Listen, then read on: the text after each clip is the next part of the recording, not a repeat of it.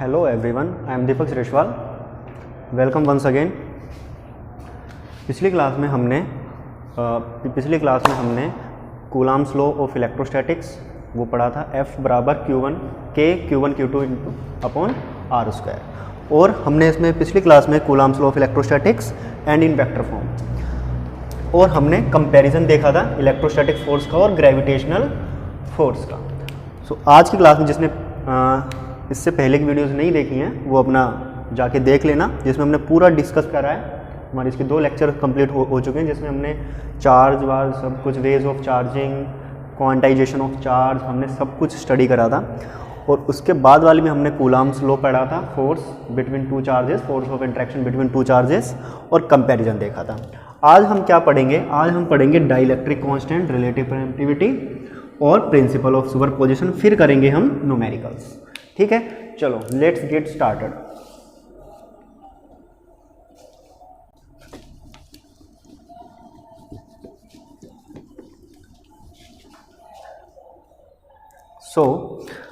हम स्टार्ट करते हैं पहले डाइलेक्ट्रिक कांस्टेंट, या इसको बोल देते हैं हम रिलेटिव परमिटिविटी। डाइलेक्ट्रिक कांस्टेंट क्या? चलो उससे पहले हमने जो देखा था फोर्स ऑफ इंटरेक्शन, पिछली क्लास में जिन्होंने नहीं देखी है पिछले का, वो अपना पिछले जो क्लास है उसको देख लेना, उससे तुम्हारा बिल्कुल समझ में आ जाएगा। बिल्कुल इजी वे में समझाया है वो। 2 चार्ज के बीच में, मान लो 2 चार्ज ले लिए, मैंने ले लिया Q1, एक ले लिया मैंने Q2। इसमें हमने देखा था फोर्स ऑफ इंटरेक्शन जो था वो क्या होता था, Q1 Q2 upon R square. R जो है इनके बीच की डिस्टेंस, उसको मैंने K को बोला था 1/4 pi epsilon not, 1/4 pi epsilon not. Epsilon not का मैंने बोला था ये होती है absolute permittivity of free space या वैक्यूम। मतलब ये जो चार्ज हैं इनके बीच, ये जो चार्ज हैं किस मीडियम में है, मतलब इनके बीच में कौन सा मीडियम है, फ्री स्पेस है या वैक्यूम है, तो हम क्या लगा देंगे एप्सिलॉन नॉट। तो यहाँ पे मीडियम भी चेंज हो सकता है। ठीक है, तो हम ये बोलते हैं इसको, हम अगर हम इसको लिख दें कि किस में ये फ्री स्पेस में, तो हम इसको F नॉट से बोल देते हैं। कितना? 1/4 pi epsilon not Q1 Q2 upon R square, इसको बोल दें। अब इन्हीं सेम चार्ज को सेम डिस्टेंस अपार्ट रखे हैं, इनको हमने लिया किसी दूसरे मीडियम में।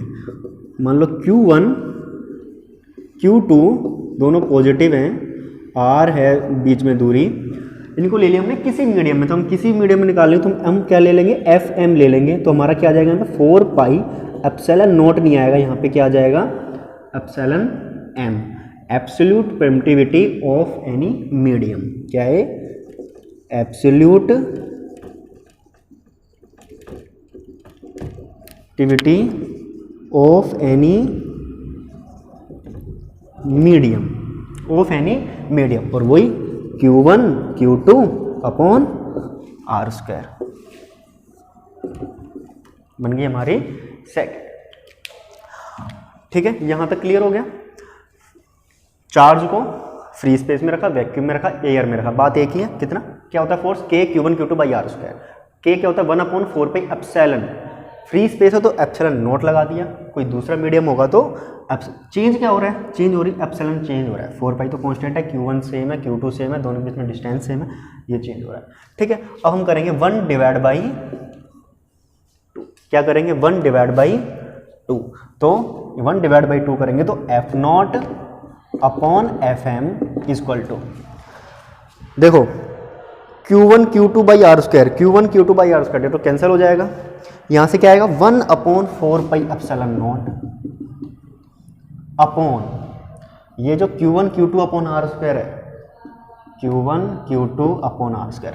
FM नीचे ही आएगा 1/4 pi epsilon M Q1 Q2 upon R square. ये दोनों कैंसिल आउट, 4 पाई से 4 पाई कैंसिल आउट, तो एप्सिलॉन M कहाँ चला जाएगा? ऊपर।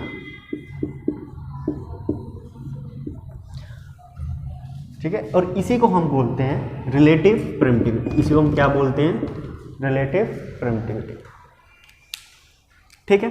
और इसी को, ये जो हमारा जाता है ये हो जाता है हमारा रिलेटिव परमिटिविटी, और इसी को हम बोलते हैं डाइलेक्ट्रिक कांस्टेंट, जिसको हम के से डिनोट करते हैं। ये के, ये जो के है ये वाला के नहीं है, ये जो है ये डाइलेक्ट्रिक कांस्टेंट है, ये अलग के है, ठीक है। तो यहाँ तक क्लियर हो गया, यहाँ तक आ गया समझ में। पहले consider two charges Q1 and Q2 in a free space और वैक्यूम, तो फोर्स ऑफ इंट्रैक्शन क्या हो जाएगा 1/4πε0 Q1 Q2 by r square. If the same charges they are at a distance of r, then the force कितना हो जाएगा किस in any medium 1/4πε Q1 Q2 by r square. Now 1/2, तो F0 by FM आ जाएगा εm/ε0, ये सारी चीज़ें क्या हो जाएंगी, कैंसिल हो जाएंगी। उधर क्या आ जाएगा εr, जो εr होता है उसी को हम क्या बोलते हैं, रिलेटिव परमिटिविटी, और उसी को हम बोलते हैं डाइलेक्ट्रिक कांस्टेंट। यहाँ तक समझना, केवल इतना ही है ये। अब इसकी तुम डेफिनेशन भी लिखोगे तो डेफिनेशन हम कैसे लिख सकते हैं, देखो अगर मैं रिलेटिव परमिटिविटी की डेफिनेशन लिखूं तो मैं रिलेटिव परमिटिविटी की डेफिनेशन क्या लिख सकता हूं,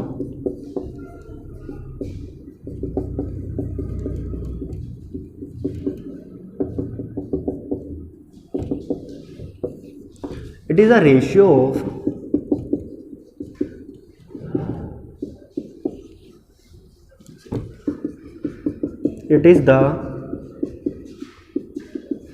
ratio of absolute permittivity of, देखो जो निकला है उसी अकॉर्डिंग लिखे हैं, कोई रटना नहीं है किसी भी चीज़ को, जो है उसी according. It is the ratio of absolute permittivity of any medium to the absolute permittivity of free space.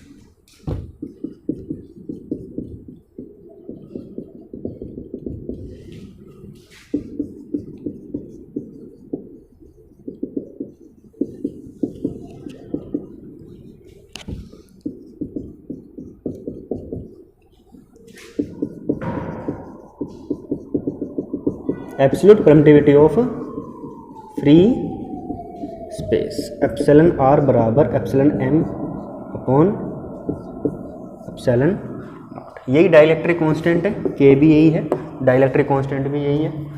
और सेकंड डेफिनेशन हम फोर्स के अकॉर्डिंग भी लिख सकते हैं, फोर्स के अकॉर्डिंग भी लिख सकते हैं। It is the force, it is the ratio of force of interaction between 2 point charges kept in an free space to the force of interaction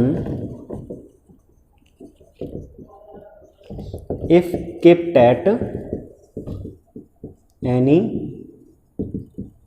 medium, ठीक है। तो इसकी दो डेफिनेशन है, यही के बराबर एप्सिलॉन आर बराबर epsilon M upon epsilon not, ठीक है।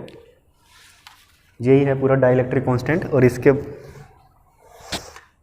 बिल्कुल सिंपल है, कुछ नहीं है, किसी force of interaction in any free space vacuum और force of interaction in any medium, दोनों का अगर हम रेशियो लेंगे, डिवाइड करेंगे, तो epsilon M upon epsilon r, ये होता है रिलेटिव परमिटिविटी, ये होता है डाइलेक्ट्रिक कांस्टेंट। चलो मैं रफ कर रहा हूँ, इसका स्क्रीनशॉट ले लेना या फिर इसको नोट कर लेना, ठीक है।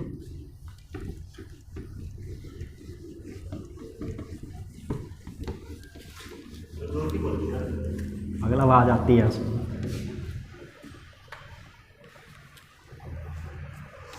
चलो नेक्स्ट है हमारा, ये लास्ट टॉपिक है इसका, principle of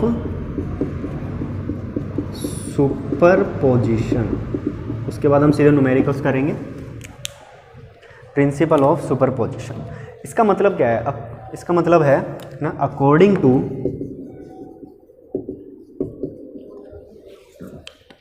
to superposition principle,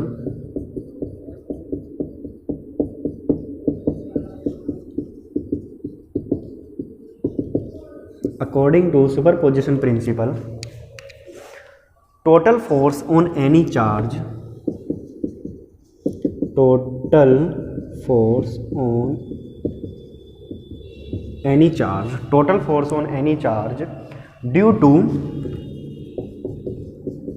the number of charges, due to the number of charges, due to the number of other charges, due to the number of other charges, due to the number क्या, according to superposition principle the total force on any charge due to the number of other charges at rest, charges at rest, क्योंकि हम electrostatic पढ़ रहे हैं तो simple सी बात है charges किस में है, एट रेस्ट पर ही है, is the vector sum of, vector sum of, is the vector sum of all the forces on that charge, all the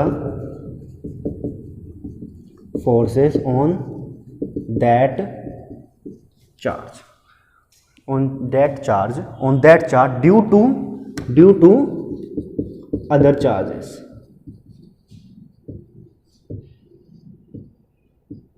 due to other charges, due to other charges, ठीक है ना, taken one at a time. Simple है, कुछ नहीं है, देखो अभी मैं समझा दूंगा अच्छे से। अकॉर्डिंग टू सुपरपोजिशन प्रिंसिपल क्या है कि total force on any charge, किसी एक चार्ज पर टोटल फोर्स किसकी वजह से, दूसरे जो अदर चार्जेस हैं जो उसके आसपास जो अदर चार्जेस हैं उसके कारण जो टोटल फोर्स होगा किसी, हम अगर एक चार्ज की बात करें, is the vector sum of, the vector sum of all the force, जितने भी उस पर फोर्स लग रहे हैं उनका क्या लेना, सबका वेक्टर सम ऑन दैट है, उस पर्टिकुलर चार्ज पे, किसकी वजह से, ड्यू टू अदर चार्जेस, हर चार्जेस को अलग अलग ले लेके। चलो मैं इसको समझाता हूँ, देखो यहाँ पर देख लो, मान लो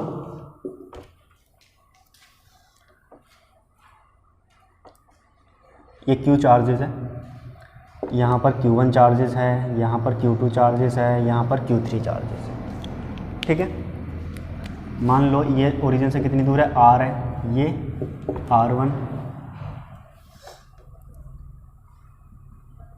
ये R2, ये R3, ठीक। कट,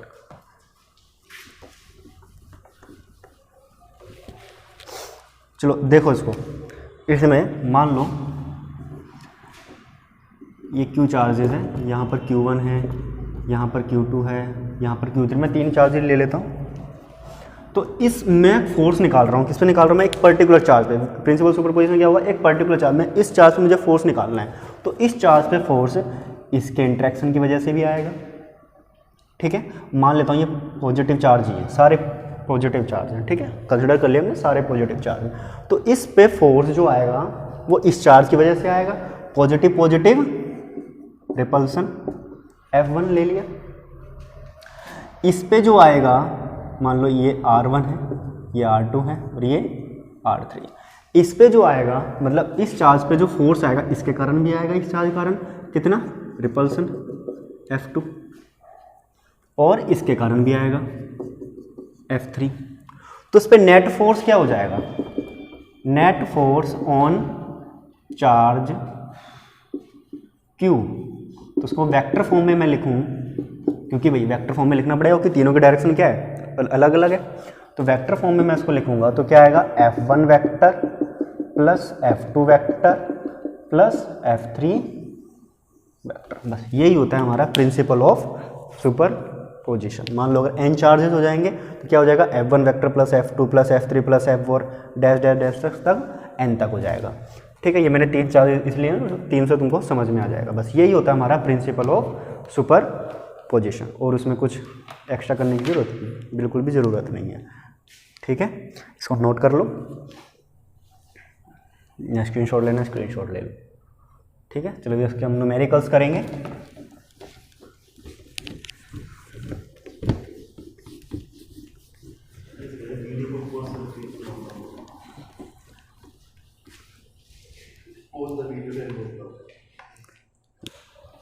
चलो देखो ये क्वेश्चन है तुम्हारा। क्वेश्चन क्या है, क्वेश्चन देखो तुम्हारी स्क्रीन पे भी आ जाएगा, ठीक है। Force of attraction between 2 point charges placed at A distance of D is F. 2 point charges ले लिए हमने Q1 और Q2, ठीक है। जैसा क्वेश्चन कहता है बिल्कुल वैसे ही करना है, एक्स्ट्रा कुछ नहीं है। कितनी डिस्टेंस पे रखा है? डी डिस्टेंस पे, ठीक है। फोर्स ऑफ अट्रैक्शन क्या बोला? Force of attraction between 2 point charges, between 2 मतलब सिंपल सी बात है, अगर फोर्स ऑफ अट्रैक्शन बात हो रहा है तो एक पॉजिटिव होगा और एक नेगेटिव होगा, ठीक है। फोर्स ऑफ अट्रैक्शन है ना, तो एक पॉजिटिव होगा और एक नेगेटिव होगा। उसने बोला है कि फोर्स कितना लग रहा है? एफ। तो एफ क्या होगा? K Q1 Q2 by D square. ये समझ में आ गया पहले तो। फिर क्वेश्चन आगे कह रहा है what distance apart should they kept in the same medium so that force between them is 2F। मतलब मीडियम सेम है तो मीडियम तो K चेंज नहीं होगा, मतलब 1/4 पाई एप्सिलॉन नॉट लेके चलेंगे, हमने फ्री स्पेस माना है तो 1/4 पाई एप्सिलॉन नॉट सेम रहेगा। अब उसको इनको मतलब कितनी दूरी पर रखें कि फोर्स क्या हो जाए? 2F हो जाए। तो हमको पता नहीं है दूरी, तो हम उसको मान लेते हैं x। तो Q1 Q2 दूरी मान ली हमने x, और बीच में फोर्स कितना लग रहा है? इन दोनों के बीच में कितना फोर्स लग रहा है? 2F लग रहा है, मतलब F डैश ले लिया मैंने K Q1 Q2 by x square, और ये F डैश कितना है? 2F है। तो F डैश कितना है? 2F है, equal to K Q1 Q2 upon X square. इसको मान लिए दूसरी इक्वेशन। पहली और दूसरी दोनों के कर देंगे डिवाइड, तो 2 डिवाइड बाई 1 कर दो। 2 डिवाइड बाई 1 कर दोगे, F से F कैंसिल हो जाएगा, तो क्या आएगा यहाँ पे? 2 डिवाइड बाई 1 करा है ना, तो क्या आ जाएगा? 2 K कैंसिल, Q1 Q2 सारे कैंसिल, क्या आएंगे? 1 D कहते हैं 1 upon X square upon 1 upon D square. तो क्या आ जाएगा? D square upon X square. तो यहाँ पे हमको किसकी वैल्यू चाहिए? x की। तो यहाँ से एक्स स्क्वायर बराबर डी स्क्वायर अपॉन 2। तो क्या आ जाएगा? x बराबर d बाई रूट 2। तो यही हो जाएगा हमारा आंसर, ठीक है। क्या करा भाई? जो क्वेश्चन कह रहा था कि d डिस्टेंस पर, तो f निकल गया K Q1 Q2 by D square. अब उसने क्या, सेम मीडियम है, किसी x, हमको नहीं पता कौन सी दूर, तो हमने x मान लिया। फोर्स F डैश पता नहीं K Q1 Q2 by x square, और उसने बोला कि F डैश कितना हो जाएगा? 2F हो जाएगा। तो 2F बराबर K Q1 Q2 by x square. पहली इक्वेशन बन गई। दूसरी, तुम यहाँ से F की वैल्यू भी यहाँ पे उठा के रख सकते हो। यहाँ से सीधे F की वैल्यू रखोगे K Q1 Q2 by D square, K Q1 Q2 यहाँ से भी डायरेक्ट आ जाएगा, और डिवाइड करोगे तो भी वो तो अंडरस्टूड है इतना तो 2 डिवाइड बाई 1। तो यहाँ से 1 upon X square upon 1 upon D square ऊपर चला जाएगा, तो एक्स स्क्वायर बराबर डी स्क्वायर बाई 2। तो x हो जाएगा, प्लस माइनस होता है अपन, लेकिन प्लस की वैल्यू ही लेके चलते हैं, d बाई रूट 2, ठीक है। कोई डाउट यहाँ तक? इतना क्लियर? चलो एक क्वेश्चन हो रहा है, देख लो, कोई डाउट हो तो बता देना, कमेंट्स कर देना, कोई भी डाउट हो इससे रिलेटेड, ठीक है। चलो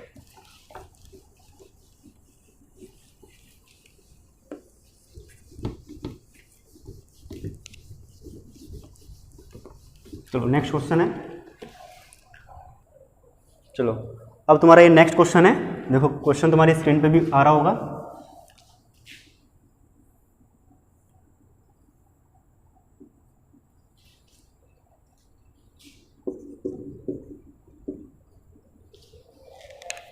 ये 90 डिग्री है, ठीक है। Find the magnitude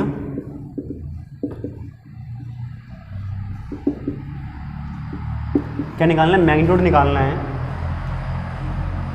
magnitude of resultant force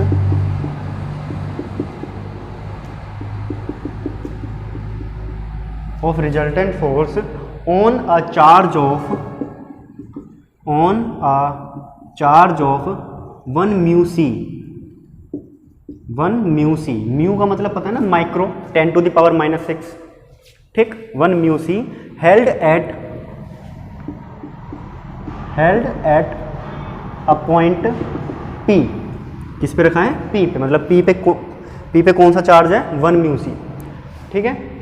2 charge, अब जो A पे जो चार्जेस है, A पे जो चार्ज है, A पे कितना है +2 10⁻⁻8 कूलम।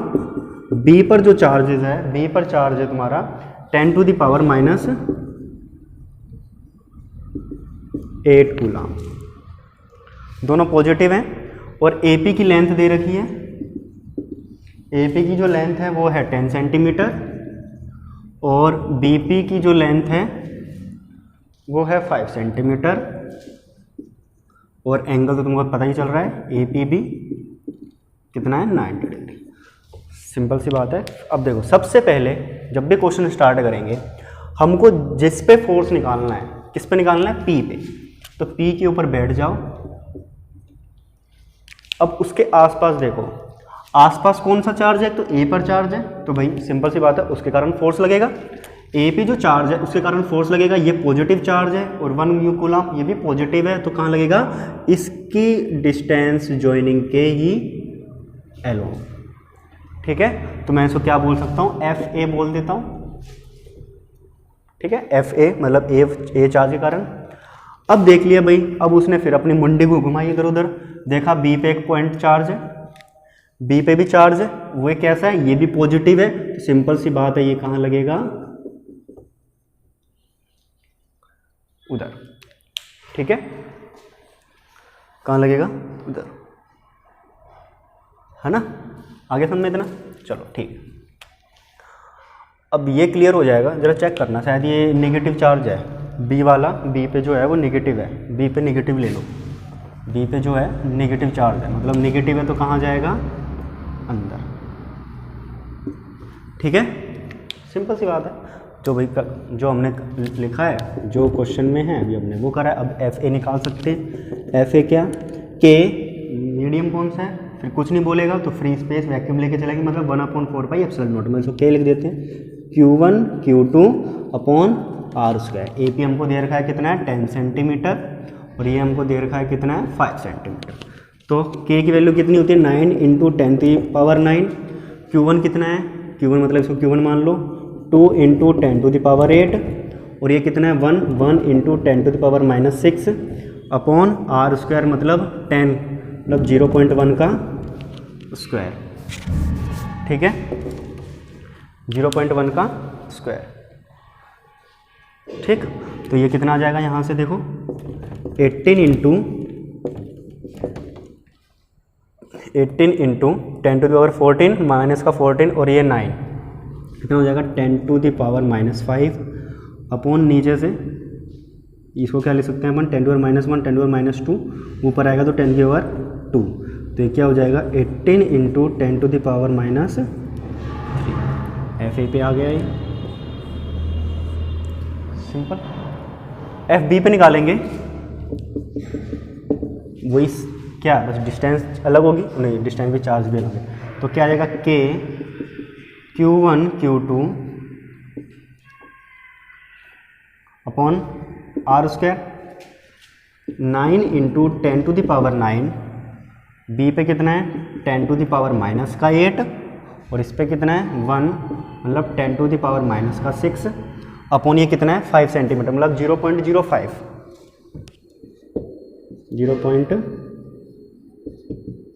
0.05 का स्क्वायर, ठीक है। इसको सोल्व करेंगे,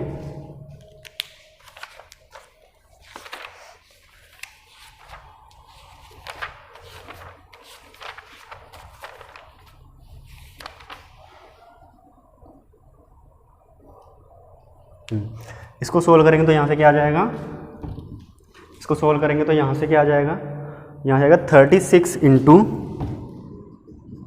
10⁻³ न्यूटन, और यहाँ पर आया था 3 न्यूटन। समझ में आ गया, देखो इतना कुछ नहीं करना, K Q1 Q2/r², K Q1 Q2/r², और डायरेक्शन बतानी है, क्या बतानी है, डायरेक्शन। अभी हमने ये दो फोर्स निकाल लिया, FA और FB, हमको क्या निकालना है, रिजल्टेंट फोर्स निकालना है, क्या निकालना है, रिजल्टेंट फोर्स निकालना है। ये चीज़ तुमने 11th में भी पढ़ी होगी वेक्टर में, अगर दो वेक्टर हैं, A वेक्टर इधर एक दूसरा बी वेक्टर इधर और बीच में एंगल क्या बन रहा है थीटा। तो इधर रिजल्टेंट वेक्टर क्या होता है, बोले रिजल्टेंट क्या होता है, मुझे मैग्नीट्यूड निकालना है। इधर क्या निकालना है, वेक्टर का मैग्नीट्यूड कितना आता है, ए वेक्टर का मैग्नीट्यूड का स्क्वायर बी वेक्टर के मैग्नीट्यूड का स्क्वायर प्लस 2 ए वेक्टर का magnitude B vector into cos theta का अंडर रूट। तो बस यही कंसेप्ट हम यहाँ पे यूज करेंगे। नेट अच्छा हो, रास्ता है।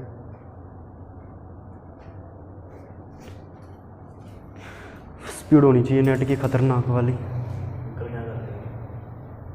क्या कहाँ से, चलो देखो यहाँ पे हमने ये हमको पता है वेक्टर का रिजल्टेंट। तो ऐसे हम इसमें करेंगे, एफ ए इस डायरेक्शन में है और एफ बी इस डायरेक्शन में। तो हम क्या निकालना है, हमको इसका रिजल्टेंट निकालना है। सबसे पहले इनके बीच में एंगल कितना है, ये पूरा कितना होता है 180, तो ये 90, तो ये भी क्या हो जाएगा 90 हो जाएगा। तो रिजल्टेंट निकालने के लिए हम मान लेते हैं एफ नेट। पहले इसको हम रफ कर देते हैं, ये क्वेश्चन का ही पार्ट है, इसको रफ कर देते हैं हम। एफ नेट निकालना है तो क्या आ जाएगा, F A square plus F B square plus 2 F A F B cos 90। Cos 90 कितना होता है 0 डिग्री, तो सिंपल और कोस 90 कितना होता है 0, ठीक है। तो एफ ए का स्क्वायर प्लस एफ बी का स्क्वायर का अंडर रूट। देखो थोड़ी कैलकुलेशन फास्ट के लिए है ये कितना है 18 × 10⁻³ न्यूटन। देखो रख तो तुम यहाँ भी सकते हो, फिर 18 का स्क्वायर करोगे, फिर वहाँ से 36 का स्क्वायर करोगे, उससे थोड़ा ये 18 × 10⁻³ न्यूटन है, माइनस का 3 न्यूटन है, इसको मैंने मान लिया f, तो ये कितना हो जाएगा 2f। सिंपल, इससे 2 टाइम्स है, तो मैं इसको क्या लिख सकता हूँ f का स्क्वायर 2f का स्क्वायर का अंडर रूट f का स्क्वायर, बाहर क्या आ गया f, अंदर के बच गया 2 का स्क्वायर 4, 1 का स्क्वायर 1, तो क्या बच गया अंडर रूट 5। तो क्या आ गया मेरा 5 इंटू अंडर, और f कितना है, और f इंटू अंडर रूट 5, तो f कितना है अपना 18 इंटू 10⁻³ तो हमारा जो f नेट हो जाएगा वो क्या हो जाएगा 18√5 इंटू 10⁻³ न्यूटन। Got it. चलो इसमें कोई डाउट, बिल्कुल सिंपल है, कुछ भी नहीं है। यहाँ पे फोर्स निकाला, देखो जहाँ पर फोर्स निकालना वहाँ पर हम बैठ जाएंगे और फिर अपने आसपास देखेंगे कौन कौन से चार्जेस है। अब इस पे जब हम बैठ गए तो हमने अपने आसपास देखा तो एक चार्ज ये है, तो सिंपल सी बात है फोर्स ऑफ इंट्रैक्शन आ जाएगा। एक चार्ज ये है, सिंपल सी बात है फोर्स ऑफ इंट्रैक्शन आ जाएगा। अब चेक करेंगे डायरेक्शन कैसे चेक करेंगे, ये पॉजिटिव है ये भी पॉजिटिव है तो बाहर की तरफ, ये पॉजिटिव है ये नेगेटिव है तो अंदर की तरफ, बस। और रिजल्टेंट निकालने के लिए हमको पता ही है वेक्टर का, ठीक है ना, ए वेक्टर इसका स्क्वायर, इसके मैग्नीट्यूड का स्क्वायर, इसके मैग्नीट्यूड का स्क्वायर, और 2a का मैग्नीट्यूड b का मैग्नीट्यूड इंटू कोस थीटा का अंडर रूट, ठीक है। कोई भी डाउट हो तो आप मेरे को कमेंट्स कर देना, तो उसके कमेंट्स का मैं अगली क्लास में, अगले लेक्चर में उसका वो दे देंगे रिप्लाई, ठीक है।